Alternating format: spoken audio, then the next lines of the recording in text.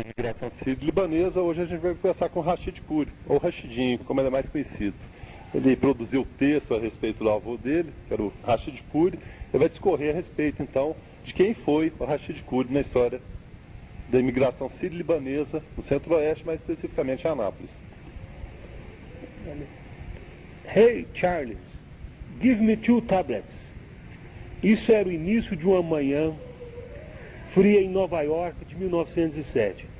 Charles, um menino que chamava a atenção por seu corpo miúdo, que representava menos do que os seus 8 anos que ele tinha.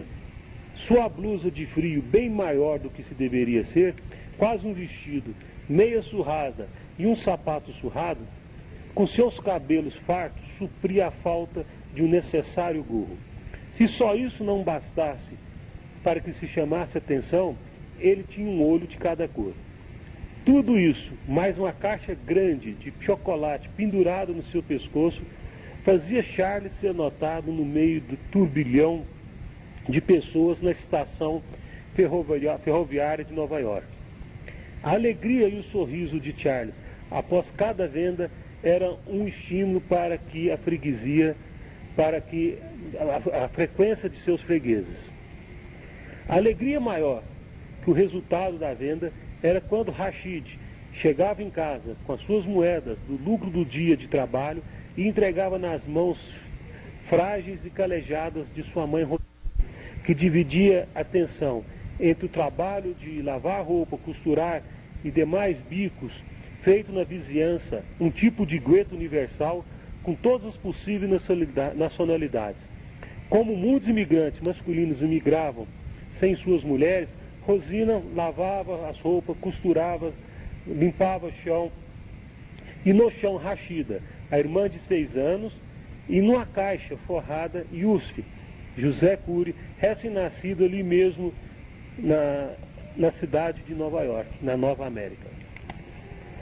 Seu pai Jorge já chegava no início da noite com compras de alimentos para o dia seguinte, resultado de trabalho braçal, de estivador, pedreiro ou qualquer outro serviço que exigisse força. Porto de Nova York, 1910. Dentro do navio que os levaria de volta ao Líbano, Rashid, com sua blusa já não tão grande e um sapato novo, talvez a única coisa que levaria além de suas bagagens, o irmão Yusuf, que levaria da Nova América para sua terra natal. Com olhar fixo na cidade, quando o navio se afastava, parecia saber que seu lugar seria não na pequena aldeia de Antra, e sim na Grande América. Até 1914, Rashid e seus pais viveram em Antra, trabalhando como agricultores num pequeno sítio da família. Com o início da Primeira Grande Guerra, os homens acima de 14 anos foram recrutados e levados ao fronte, tirando assim o potencial produtivo dos campos do Líbano, que o fez mergulhar num jamais visto desabastecimento de alimento, o que resultou na morte de 1/3 da população, cerca de 500 mil pessoas que ali morreram, resultado de subnutrição que levou a um grande surto de febre espanhola. Rashid trabalhou junto com sua já debilitada mãe e desbravava os campos e fruteiras da família, e ajudando outros vizinhos, garantiu a sua família toda a sobrevivência e ainda estoque para um futuro sombrio de seu país. Com a subnutrição, já dito, veio também a febre espanhola, dizimando famílias inteiras. Ele se fez guardião da sua aldeia, enterrou mais de 26 corpos no alicerce de uma pequena futura igreja que ainda está erguida na entrada de Antra. Tratou e curou inúmeras pessoas com substrato de uva aquecida em mel. Em 1919, terminaria a guerra. Seu pai Jorge, um dos poucos sobreviventes de sua aldeia, volta ao lar. Sua mãe Rosina, logo após, falece. Rashid casa com Latife, uma prima bonita de 15 anos, e logo a engravidou. Neste cenário, Rashid adquire a tranquilidade de retornar seu sonho de imigrante. 1920, manhã ensolarada, um navio vapor entra na Baía de Guanabara. Um jovem solitário vislumbra dessa vez um mar azul não tanto quanto o mar azul do Mediterrâneo do porto de Beirute. Montanhas verdes não tão altas como as brancas montanhas do porto de Trípoli, mas mesmo assim o fez sentir mais em casa do que quando viu o mar cinza e sem montanhas de Nova York. Final de tarde, desembarca com uma pequena mala, descobriu que o seu refle, cobertor grosso que ocupava boa parte da sua mala, seria desnecessário numa terra tão quente. Descobriu também que o inglês aprendido em Nova York não poderia ajudá-lo. Caminhou vislumbrado e comprou um pacote de bolacha. Descobriu que seus $12 também não seriam tanto quanto ele imaginava. Em sua nova terra. Ao cair da noite, dormiu cansado em um banco de uma praça. Acordou, caminhou, sempre alegre, nunca assustado, e logo ouviu 2 homens conversando em árabe. Se apresentou e foi levado a um comerciante libanês de uma aldeia próxima à sua, e que conhecia alguns familiares, e assim o acolheu. Com isso, reatou contato por carta com sua família.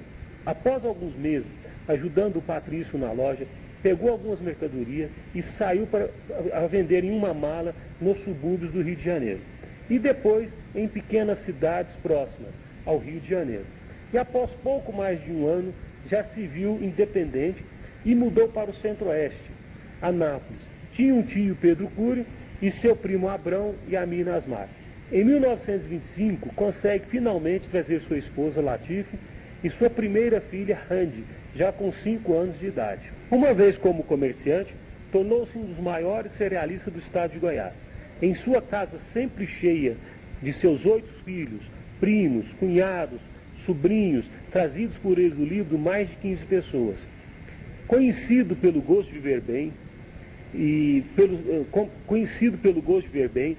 dos 8 carros que havia na cidade, 3 eram de Rashid.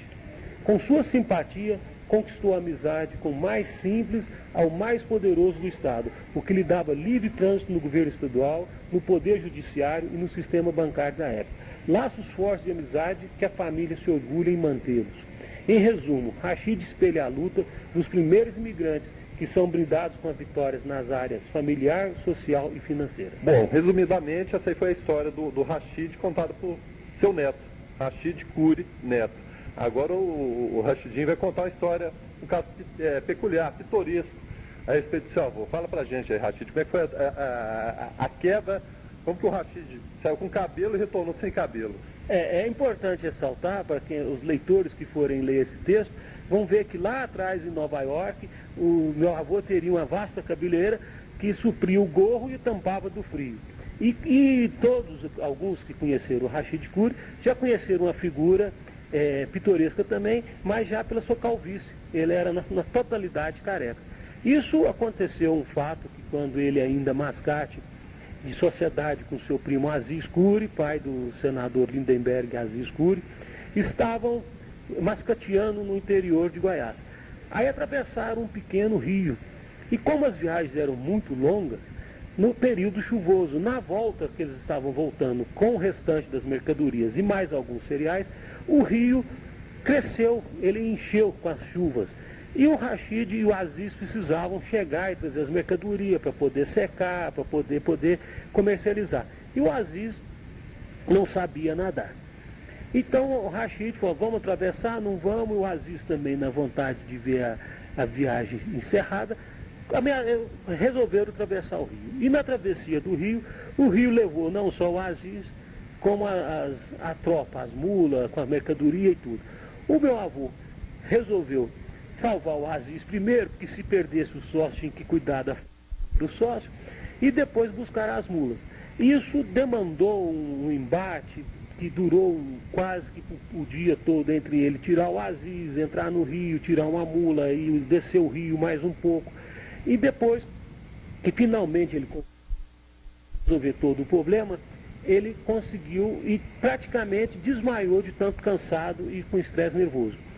Conta-se a versão dele, de que por ter passado muita ansiedade e nervosismo naquela hora, no outro dia, ao acordar, foi lavar o rosto e ele passou a mão e todo o seu cabelo caiu. Já Aziz conta que não foi assim. Aziz conta que quebrou nesse acidente alguns potes de brilhantina da mercadoria.